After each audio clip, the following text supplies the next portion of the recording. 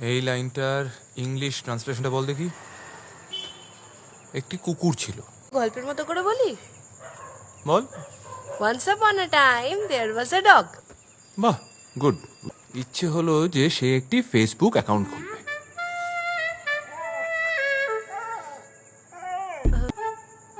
Wished to open a Facebook account. ভুল করে সে তার দাদাকেই ফ্রেন্ড রিকোয়েস্ট পাঠিয়ে দেয়। By mistake. হ্যাঁ, কি জোরে বল, আমি শুনতে পাচ্ছি না। By mistake, he sent a friend request to his elder brother. তার দাদা বুঝতে পারে যে এই বদমাইশটি আসলে তারই ছোট ভাই এবং তার এখনো 18 বছর বয়সী হয়নি। কোথায় গেলি?